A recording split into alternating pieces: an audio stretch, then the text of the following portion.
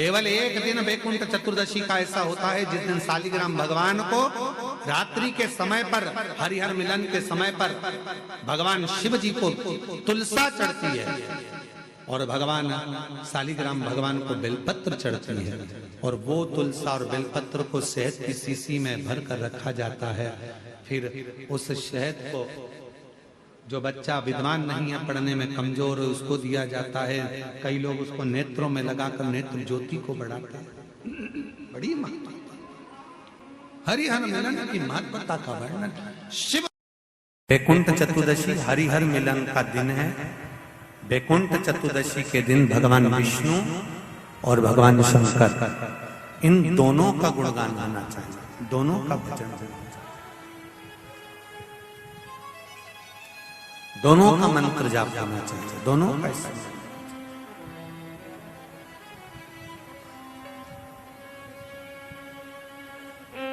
आप सबसे निवेदन है, कल हरिहर मिलन के दिन आपके घर में शिवलिंग होगा और लड्डू गोपाल होंगे।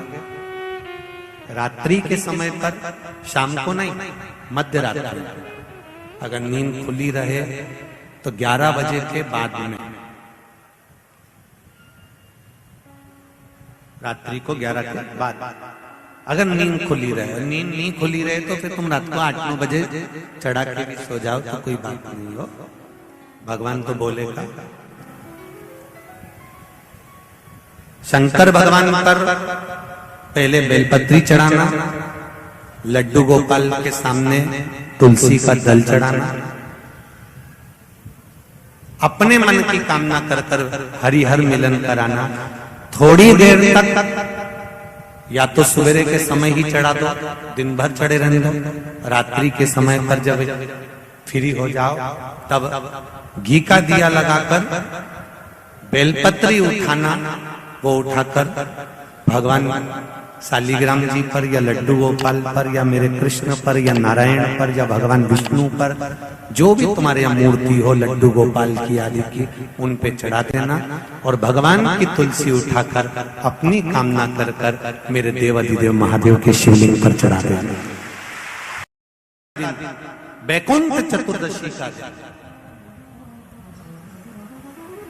अगर कथा तक पहुंच जाओ तो अच्छी बात, टीवी के सामने भी बैठ गए तो अच्छी बात, मोबाइल के सम्मुख में भी सुन ली तो बहुत अच्छी बात, पर जो भीकन गांव तक भी नहीं पहुंचा तो कम से कम कोई गांव का व्यक्ति अगर कथा सुनकर निकल कर जाए तो उसका केवल दीदार कर लेना, दर्शन कर लेना, उतने में वैकुंठ का मार्ग खुल जाए। बहुत।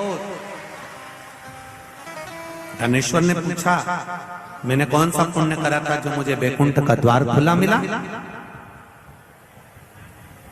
चित्रगुप्त महाराज ने कहा, धनेश्वर ब्राह्मण, तुमने पाप तो इतना करा था कि तुमको नरक भोगना था।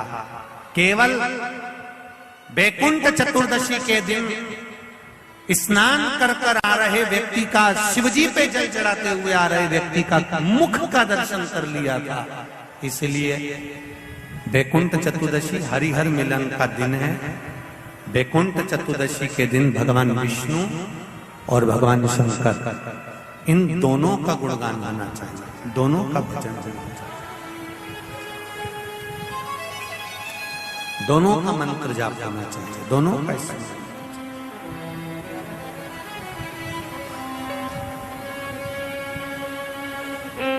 आप सबसे निवेदन है, कल हरिहर मिलन के दिन आपके घर में शिवलिंग होगा और लड्डू गोपाल होंगे। रात्रि के समय पर, शाम को नहीं, मध्य रात्रि, अगर नींद खुली रहे तो 11 बजे के बाद में, रात्रि को 11 के बाद अगर नींद खुली रहे, नींद नहीं खुली रहे तो फिर तुम रात को 8-9 बजे चढ़ा के भी सो जाओ तो कोई बात नहीं हो, भगवान तो बोलेगा। शंकर भगवान पर पहले बेलपत्री चढ़ाना, लड्डू गोपाल के सामने तुलसी का दल चढ़ाना, अपने मन की कामना कर कर हरिहर मिलन कराना। थोड़ी देर तक या तो सवेरे के समय ही चढ़ा दो, दिन भर चढ़े रहने दो, रात्रि के समय पर जब फ्री हो जाओ, तब घी का दिया लगाकर बेलपत्री उठाना, वो उठाकर भगवान शालिग्राम जी पर या लड्डू गोपाल पर या मेरे कृष्ण पर या नारायण पर या भगवान विष्णु पर, जो भी तुम्हारे यहाँ मूर्ति हो लड्डू गोपाल की आदि की, उन पे चढ़ा देना और भगवान की तुलसी उठाकर अपनी कामना कर कर मेरे देवाधिदेव महादेव के शिवलिंग पर चढ़ा देना।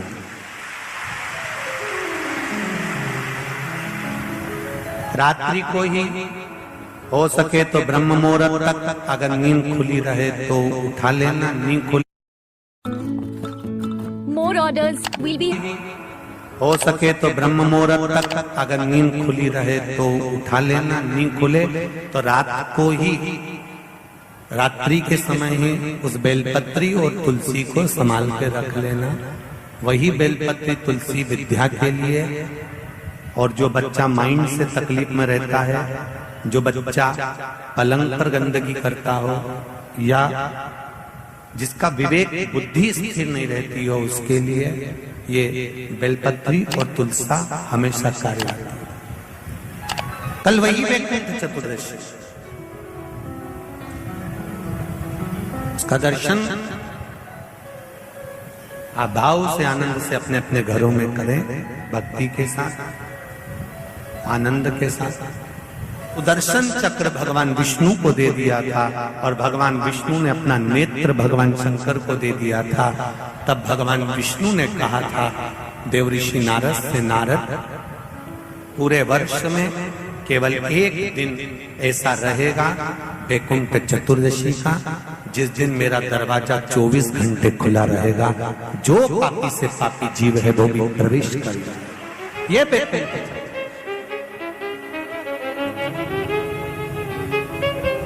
प्रयास करो, कल शिव जी के मंदिर में जाकर एक लोटा जल अवश्य चढ़ा, भगवान नारायण का स्मरण करें, राम नाम, कृष्ण नाम, शिव नाम, भगवान की भक्ति का भजन कीर्तन करें। कार्तिक के महीने में जो दीपदान होता है, माताएं सवेरे घाट पर स्नान करने जाती हैं तो वहां दिया लगाती है। शाम को तुलसी का क्यारा, दरवाजा सब दूर दीपदान होता है। केवल कार्तिक के महीने में पूरे महीने जो दीपदान होता है वो शाम के समय पर, सुबह के समय पर, आप जब सुंदर कार्तिक स्नान कर रही हो तब, या शाम के समय पर दीपदान करती हो। पर पूरे कार्तिक के महीने में केवल एक दिन ऐसा होता है जिस समय शाम को दीपदान नहीं होता, बल्कि मध्य रात्रि में दीप का दान होता। कौन सा दिन है वो? पूरे कार्तिक के महीने में केवल एक दिन ऐसा होता है जिस दिन मध्य रात्रि में दीपदान होता है, ना सुबह ना शाम। हाँ, सुबह शाम आप तुलसी जी को लगा रहे हो, अपनी जगह पर है, पर तुम अगर कार्तिक के महत्तम का स्मरण कर रहे हो, कार्तिक का स्नान कर रही हो, कार्तिक नहा रहे हो, या कार्तिक का व्रत कर रहे हो, या पचवीगन का व्रत कर रहे हो, या भीष्म पंचक का व्रत कर रहे हो,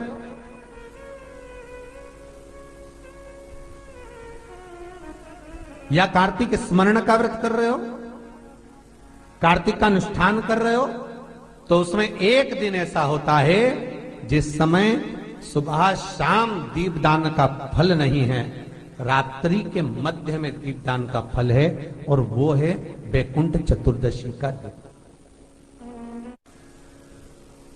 पूरे कार्तिक के महीने में केवल एक ही दिन रहता है जिस दिन शाम के दीपदान का फल नहीं है, मध्य रात्रि के दीपदान का फल।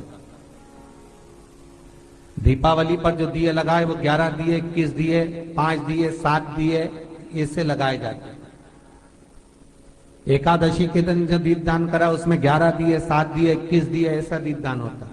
पर वैकुंठ चतुर्दशी का जो दिन है महाराज, इस दिन रात्रि को 11 बजे से लेकर 12:30 के बीच में दीपदान होता है, और 14 दिए का दान होता है महाराज। इसमें 14 दीप,